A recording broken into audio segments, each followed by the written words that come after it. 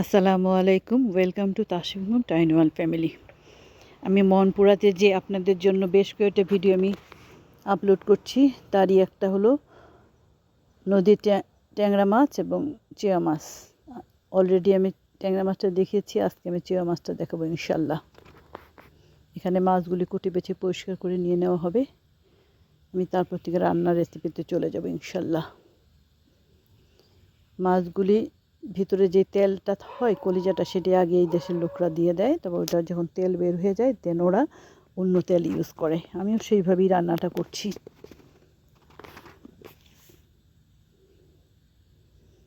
এবার রেগুলার তেলটা দিয়ে দিলাম প্রায় 1 কাপের মতো।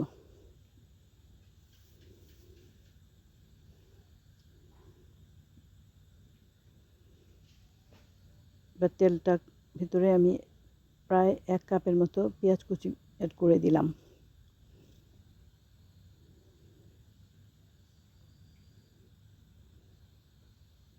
এক টেবিল চামচ রসুন বাটা, 1 চা চামচ জিরা বাটা,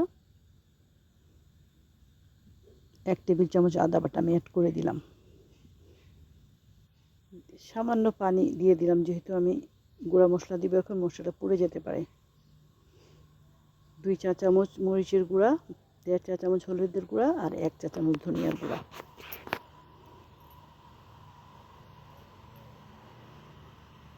আমি অল্প হিটে রান্নাটা করছি, যেহেতু এটা গ্যাসের চুলা না, তো লাকড়ির চুলা আমি ঠিকভাবে এটা করতে পারি না। লবণ অ্যাড করে দিলাম এবং 7-8টা কাঁচামরিচ আমি চিড়ে দিয়ে দিলাম। দিয়ে অল্প আছে মশলাটা ভালো করে কষিয়ে নিচ্ছি। এখানে আলু কুচি দিয়ে দিলাম।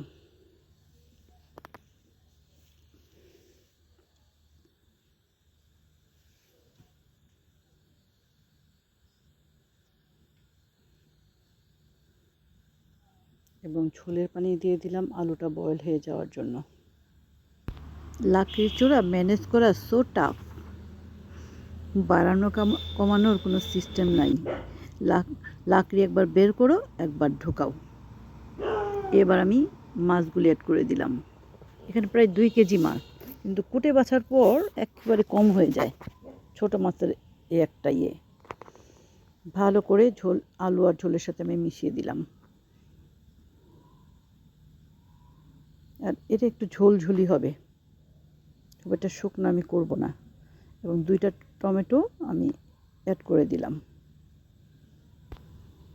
এই লাল চেওয়ার ঝোলটা অসাধারণ হয়, বিশেষ করে লাকড়ির চুলায় রান্নার পর।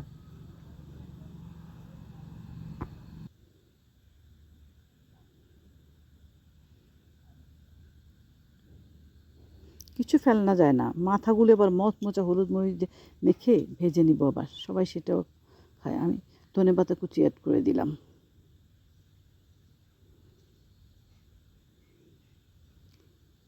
আলহামদুলিল্লাহ, রান্নাটা আমার কমপ্লিট। আমি সার্ভ করে নিয়েছি। এভাবে নদীর লাল চেওয়াটা রান্না করে খেয়ে দেখবেন, খুবই অসাধারণ হয়। আমি পুকুরের ঘাটে বসে ভয়েস দিচ্ছি।